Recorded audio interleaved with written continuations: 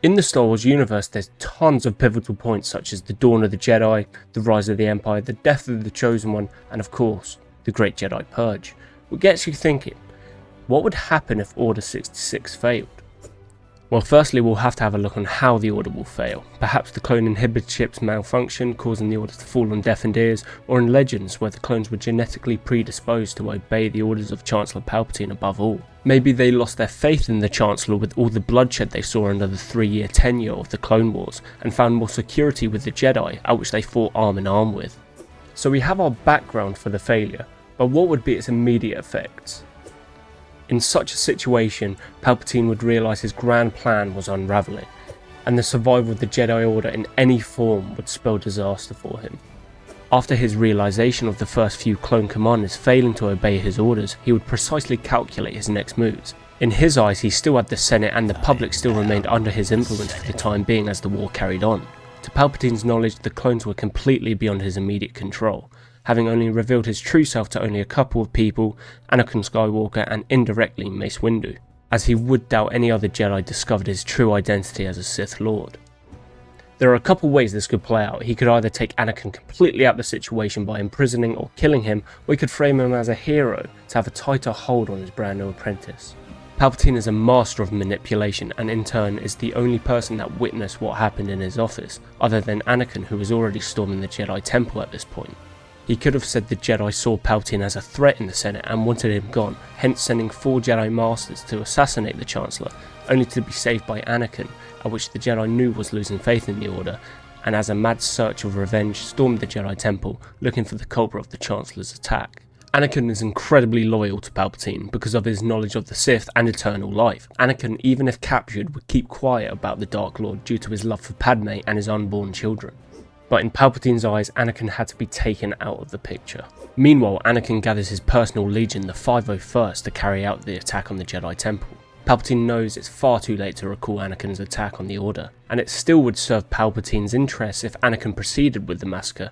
As they enter the temple, they would be met by a direct counter-offense, with a mix of clones and Jedi. After the word of the impending attack gets spread quickly, the Chancellor would call upon his personal guard and the Coruscant guards nearby to secure the Jedi Temple. Public panic would ensue on the streets of Coruscant as they witnessed battalions of heavily armed clones running every which way. The panic would cause the aid and relief of the Jedi to be slowed, as Vader and the 501st would begin their attack, indiscriminately firing upon anything that moved, attacking clone on clone, brother on brother. Any protest among the 501st ranks would be ignored. Though being more experienced and being on the offensive, the 501st would quickly find themselves outnumbered, as reinforcements would arrive as well as contending with very well trained Jedi fleeing the temple. Defeat is inevitable for Vader and his troops, with the battle lasting for hours. The Jedi would have paid immensely, with hundreds if not thousands of Jedi falling to the attack. Vader, sensing the end of his dwindling troops, would attempt to escape, knowing if he stayed it would be his end, ordering his troops to stand down. Palpatine would be merciless due to his failed plan, and mark the entire Legion as traitors, and push for the entire eradication of the 501st. Those who surrendered to the hands of the Jedi would be treated with mercy, but those who saw it out to the end would be terminated. Anakin would attempt to make his escape through the Jedi hangars, meeting heavy resistance on his ascent into space, but Anakin, being the most skilled star pilot in the galaxy, would easily outmaneuver the oncoming bombardment and dock in his hyperspace ring, continuing his final orders from Palpatine. He must go to Mustafar. He was still intent on destroying Newt Gunray and the other separatist leaders to secure the victory for him and his master. Upon arriving on Mustafar, Anakin would be met with an abandoned facility, save for a few guards or droids. He would be shocked. He would have realised that someone ordered the separatist leaders to relocate, or perhaps he was misinformed about the true location. As he would look up to the sky past Mustafar's ashy atmosphere, he would see a fleet of Venator-class destroyers coming out of hyperspace and surrounding the planet. Palpatine would have tipped off the Republic and the Jedi of Anakin's next move. He would see one sole troop transport ship docking at the same platform as his starship. From the transport emerges Jedi Grandmaster Yoda and Jedi Master Quinlan Vos. After being embedded in the Separatist ranks, he would hear of Anakin's treachery and return to aid, with Quinlan Vos being an expert tracker and having an incredibly useful Force ability in retrocognition. Finding Anakin would not be hard. Yoda would also choose Quinlan Vos as he was a master duelist. and all the other masters that could put up a fight against Anakin were all on the other side of the galaxy. Meanwhile, Obi-Wan is on the nearest system to Mustafar, Utapau, carrying on his assault against the Separatists after destroying the renowned General Grievous. Obi-Wan's victory on the Utapau system was inevitable. Eager to update the Council on his success in taking down the cyborg tyrant, his transmission would not be received. Obi-Wan and R4 would attempt to fix the issue, thinking it would be a bad transmitter. He would receive a transmission from the Jedi Temple calling for aid as the temple was attacked by none other than Anakin Skywalker. It would later state that he fled to the Mustafar system. Obi-Wan, knowing Mustafar was only one system over, he would immediately ready his ship, leaving the assault in the capable hands of Commander Cody.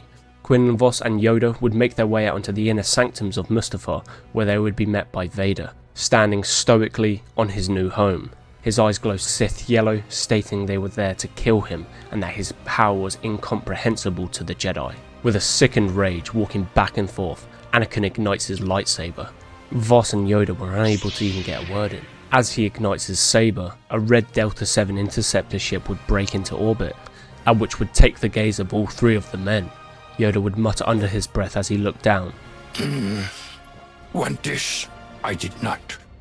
Anakin knew this ship immediately. It was Obi-Wan, as he lands on the adjacent landing platform. You've brought me in here to kill me, said Anakin. Every man would ignite their lightsabers and commence in a masterful duel. Anakin was even stronger than they realised, every attack being quickly met by a deflect. Yoda's acrobatics would be punished, as before he could land, Anakin would force push Yoda into the mining stability console, destroying it. At this point, the facility was going into a meltdown. Obi-Wan would see an opening, while Anakin was dealing with Vos, and capitalise, only slicing Anakin's robotic hand. Anakin would immediately stare at Obi-Wan with his face trembling with rage. As he begins to choke Vos with his free hand, not breaking his stare with his former master, Obi-Wan would look around with a sense of fear as the room and every console would start crumbling with ease. The protocol droids' limbs would have been torn from their torsos, sparks would fly as the crimson magma spurts higher and higher. Yoda would order Obi-Wan to leave, but not before Anakin got one last sentence. The man you once knew is gone. Anakin Skywalker is dead. I killed him.